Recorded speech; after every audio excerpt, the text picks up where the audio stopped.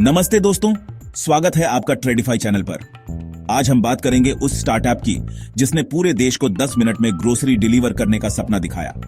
एक ऐसा नाम जो तेजी और इनोवेशन का पर्याय बन गया था, जेप्टो। स्टैनफोर्ड ड्रॉपआउट्स की यह कहानी हर किसी की जुबान पर थी, जिसने देखते ही देखते $1 बिलियन वैल्यूएशन हासिल कर ली और क्विक कॉमर्स का किंग बन गया। यह सिर्फ एक डिलीवरी सर्विस नहीं थी, बल्कि एक क्रांति थी जिसने हमारे शॉपिंग करने के तरीके को हमेशा के लिए बदलने का वादा किया था। लेकिन अब जिस तेजी से जेप्टो का उदय हुआ था, उतनी ही तेजी से इस पर सवालों के बादल मंडरा रहे हैं। सोशल मीडिया और न्यूज पोर्टल्स पर चर्चा गर्म है कि जेप्टो की ग्रोथ की रफ्तार धीमी पड़ गई है।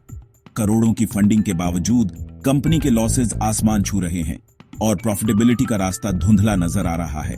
इतना ही नहीं, कंपनी के वर्क कल्चर पर भी गंभीर सवाल उठ रहे हैं। डिलीवरी पार्टनर्स पर भारी दबाव से लेकर अंदरूनी मैनेजमेंट की चुनौतियों तक कई परेशान करने वाली खबरें सामने आ रही हैं। तो क्या ये सिर्फ जेप्टो की कहानी है या 10 मिनट डिलीवरी का पूरा मॉडल ही अनसस्टेनेबल है? क्या निवेशक अब ग्रोथ एट एनी कॉस्ट की जगह पार्ट 2 प्रॉफिटेबिलिटी पर फोकस कर रहे हैं?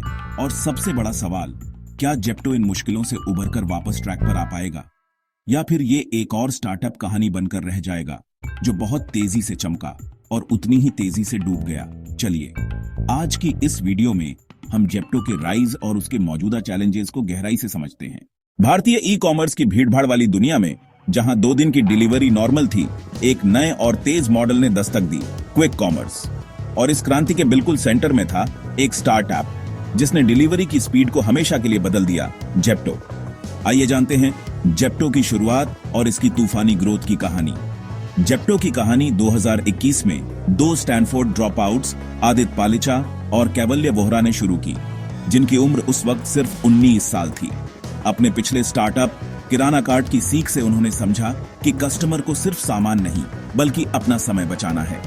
उनका विजन अब क्रिस्टल क्लियर था, शहरी कस्टमर्स की छोटी मोटी लेकिन तत्काल जरूरतों को सिर्फ 10 मिनट के अंदर पूरा करना। यह सिर्फ ग्रोसरी डिलीवरी नहीं थी, बल्कि इंस्टेंट कॉमर्स का एक नया युग था। इस क्रांतिकारी 10 मिनट के वादे को हकीकत में बदलने के लिए जेप्टो ने डार्क स्टोर्स का एक इंटेलिजेंट नेटवर्क बनाया। ये कोई आम दुकानें नहीं, बल्कि छोटे ऑप्टिमाइज्ड माइक्रो वेयर हाउस हैं जो स्ट्रेटेजिकली घनी आबादी वाले इलाकों के केंद्र में खोले गए। हर डार्क स्टोर में डेटा का इस्तेमाल करके केवल वही प्रोडक्ट्स रखे जाते हैं जिनकी डिमांड सबसे ज्यादा हो, जिससे पैकिंग और डिस्पैच का समय मिनिमम हो जाता है। इस इनोवेटिव मॉडल ने इन्वेस्टर्स का ध्यान तुरंत खींचा। जेप्टो को शुरुआती दौर में ही भारी फंडिंग मिली, जिससे इसकी वैल्यूएशन रॉकेट की तरह बढ़ी। इस कैपिटल का इस्तेमाल कंपनी ने मुंबई, दिल्ली और बेंगलोर जैसे टियर एन शहरों में तेजी से अपने डार्क स्टोर्स का जाल बिछाने में किया। ब्लिंकिट और स्विगी इंस्टामार्ट जैसे बीडीडी प्लेयर्स के कंपटीशन के बावजूद जेप्टो ने अपनी स्पीड और रिलायबिलिटी के दम पर शहरी कस्टमर्स के बीच एक मजबूत जगह बना ली। लेकिन जेप्टो की ये शानदार ग्रोथ स्टोरी बिना रुकावट के नहीं है। हर तेजी से बढ़ते स्टार्टअप की तरह जेप्टो के सामने भी कई बड़े चैलेंजेस खड़े हैं जो इसके फ्यूचर को डिफाइन करेंगे। सबसे पहला और सबसे बड़ा चैलेंज है लॉसेज और फंडिंग का प्रेशर। FY 23 में जेप्टो का रेवेन्यू 14 गुना बढ़कर RS2 EA और 50 करोड़ हुआ, लेकिन इसी दौरान कंपनी का लॉस भी 3 गुना बढ़कर RS1 200 करोड़ पहुंच गया। क्विक कॉमर्स का मॉडल ही कैश बर्न पर चलता है। डार्क स्टोर्स का किराया, राइडर्स की सैलरी और लगातार चलने वाले मार्केटिंग कैंपेन्स, ये सब बहुत कॉस्टली हैं। अब जब फंडिंग विंटर का दौर है, इन्वेस्टर्स सिर्फ ग्रोथ नहीं, बल्कि प्रॉफिटेबिलिटी का एक क्लियर रास्ता देखना चाहते हैं। इसलिए जेप्टो पर अपने ऑपरेशंस को सस्टेनेबल बनाने और नए फंड्स जुटाने का भारी दबाव है। दूसरा बड़ा चैलेंज है गला काट कंपटीशन। जेप्टो के सामने जोमैटो बैक्ड ब्लिंकिट और स्विगी का इंस्टामार्ट जैसे जायंट्स हैं। इनके पास न सिर्फ करोड़ों का कस्टमर बेस है, बल्कि मार्केटिंग के लिए अथाह पैसा भी है।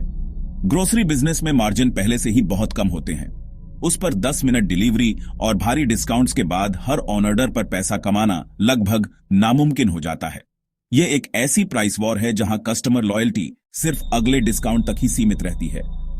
तीसरा चैलेंज कंपनी के अंदर से आता है, वर्क कल्चर। हाल ही में लिंक्डइन पर कुछ मौजूदा और पूर्व एम्प्लॉयज ने कंपनी के हसल कल्चर, लंबी वर्किंग आवर्स और हाई प्रेशर माहौल पर सवाल उठाए। हालांकि CEO आदित्य पालिचा ने बेहतर वर्क लाइफ बैलेंस का वादा किया है, लेकिन इससे कंपनी की एम्प्लॉयर ब्रांड इमेज पर असर पड़ता है। आज के कॉम्पिटिटिव जॉब मार्केट में अच्छा टैलेंट पाने और उसे बनाए रखने के लिए एक पॉजिटिव वर्क कल्चर बेहद जरूरी है। और फिर आता है कस्टमर ट्रस्ट का सवाल, जो शायद सबसे नाजुक है। 10 मिनट डिलीवरी के वादे के साथ उम्मीदें भी आसमान छूने लगती हैं। जरा सी भी चूक, जैसे आइटम का आउट ऑन स्टॉक होना, सब्जियों की क्वालिटी में कमी या डिलीवरी में देरी, कस्टमर के अनुभव को खराब कर देती है। इसके अलावा हैंडलिंग चार्ज जैसे हिडन चार्जेस को लेकर भी शिकायतें हैं। क्विक कॉमर्स का खेल भरोसे पर टिका है और एक बार भरोसा टूटने पर कस्टमर को वापस जीतना बहुत मुश्किल होता है। तो सवाल यह उठता है कि क्या जेप्टो इन तूफानों का सामना कर पाएगा? ऐसा सोचना जल्दबाजी होगी, क्योंकि इन सभी चैलेंजेस के बावजूद जेप्टो के पास कुछ ऐसे स्ट्रॉन्ग पॉइंट्स हैं जो इसे कंपटीशन में बनाए रखते हैं और एक प्रॉफिटेबल फ्यूचर की उम्मीद जगाते हैं।